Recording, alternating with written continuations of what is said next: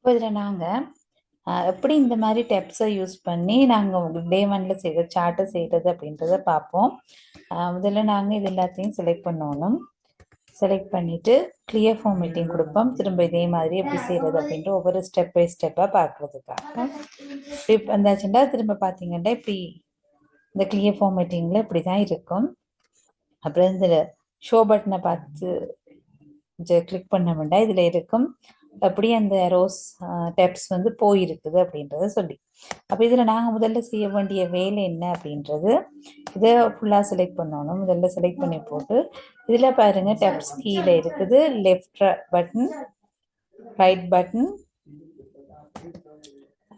இந்த மாதிரி டீ தலைகீழ் டீ இருக்கு, மற்றது டெசிமல் பட்டன் இருக்கு. அப்போ அதே மாதிரி இந்த லைன் பாரதுன்ற இடையில கோடு வார பட்டன். சரி, அதுக்கு பிறகு இதில் நாங்கள் முதல்ல எடுக்கணும் லெஃப்ட் பட்டன்.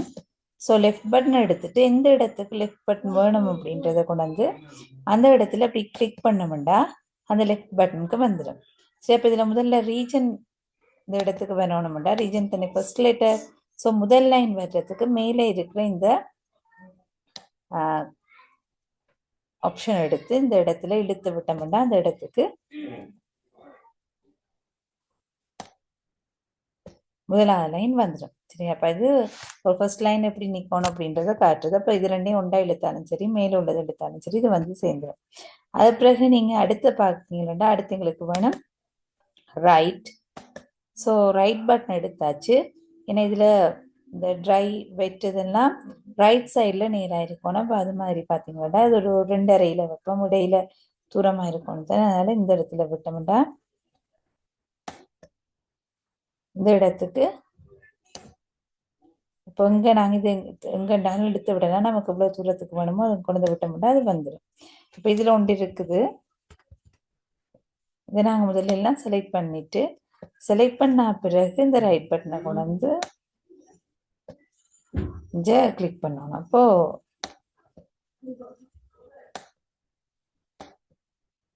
ரெண்டாவது லைன் வந்துடும். சரி, அதுக்கு பிறகு நாங்கள் மூன்றாவது லைனுக்கு டெசிமல் அடையாளம் எடுக்கணும். டெசிமல் அப்படின்றது இலக்கங்களுக்கு நாங்கள் 2 பக்கமும் ஒரே மாதிரி போக வேண்டியதை காட்டுறது. ஸோ அதால் டெசிமல் லைன் எடுத்துட்டு இந்த இடத்துல நாங்கள் டெசிமல் லைன் வரைஞ்சோம்னா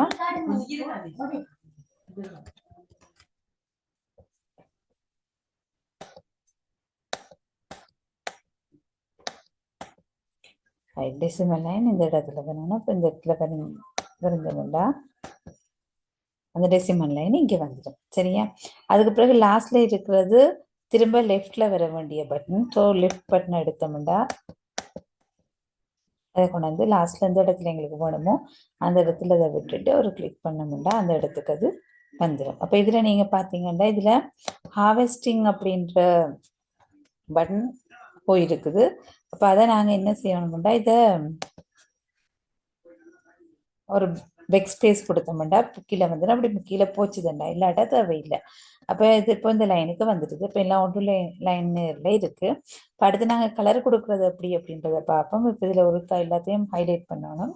ஹைலைட் பண்ண பிறகு border and ஷேடிங் அப்படின்ற செக்ஷன் போங்க. இந்த இடத்துல border and ஷேடிங் போய் border and ஷேடிங்கை செலக்ட் பண்ணணும். இதில் செலக்ட் பண்ணோம்னா ஷேடிங் என்ற ஆப்ஷன் செலக்ட் பண்ண பிறகு இங்கே இருக்கும் ஃபில் கலர் என்னென்ன கலர் வேணுமுண்டு. இதில் நமக்கு முக்கியமான ஆப்ஷன் எது என்ன அப்படின்னா அப்ளை டு, அதாவது இங்கே அப்ளை பண்ண போகிறோம்.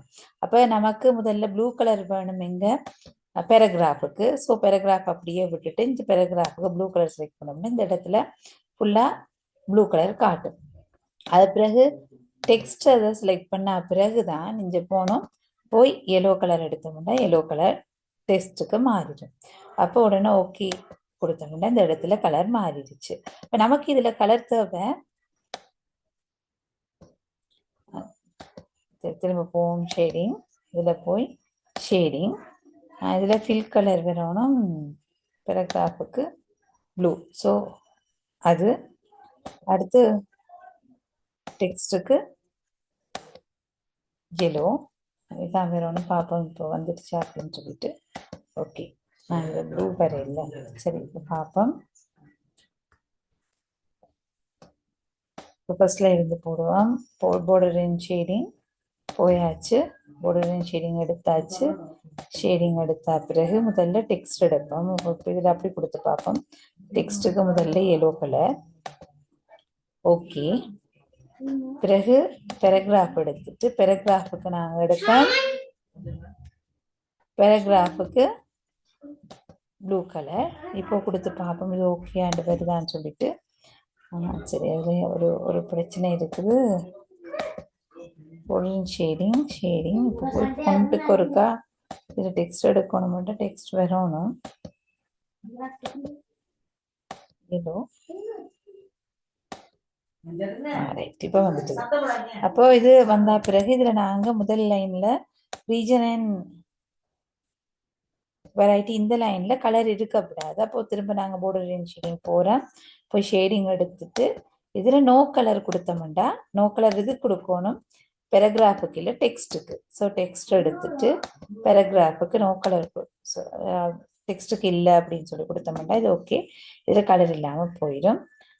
அதே போல் திரும்ப பேராகிராஃபுக்கும் இதில் இது ஒன்று தான் நாங்கள் ஒருக்கா திரும்ப திரும்ப பார்த்து செய்ய வேண்டிய ஒன்று இருக்குது. அது ஒன்று தான் பார்த்து செஞ்சோம்டா சரி, இப்போ வந்துடுச்சு. அது பிறகு இந்த ரீஜனை செலக்ட் பண்ண பிறகு இந்த இடத்து எப்படி நமக்கு வேணும்டா போல்டாகும், கொஞ்சம் பெருசாகும். அதே போல் அண்டர்லைன் வேணும். இப்போ அண்டர்லைனில் இதில் வேர்ட் ஒன்லி தான் அண்டர்லைன் நமக்கு தேவை. ஸோ இந்த யூ லைனில் நாங்கள் இந்த இடத்துல இந்த இடத்துல நாங்கள் அண்டர்லைன் எடுக்கணும். இதில் மூ அண்டர்லைன் அப்படின்ற ஆப்ஷனை கிளிக் பண்ண பிறகு இந்த இடத்துல நீங்கள் பார்த்தீங்கன்னா அண்டர்லைன் ஸ்டைல் அப்படின்றது ஒன்று இருக்கும். அண்டர்லைன் ஸ்டைலில் நாம் போய் வேர்ட்ஸ் ஒன்லி அப்படின்ற ஆப்ஷனை செலக்ட் பண்ணோம்னா அந்த வேர்ட்ஸுக்கு மட்டும் அந்த லைன்ஸ் வரும். சரி, அப்போது அதை ஓகே கொடுத்தோம்னா இந்த செக்ஷன் சரி. அப்போது நாம் பார்க்க இந்த சார்ட் நமக்கு கிளியராக இருக்கும். அப்போ இதில் நாங்கள் ரைட் டேப், இதில் left tab, right tab, right tab, decimal tab, அடுத்தது லெஃப்ட் டேப். ஓகே, அப்போ இந்த மாதிரி நம்ம கொடுத்தோம்னா இது ஓகே. தேங்க்யூ.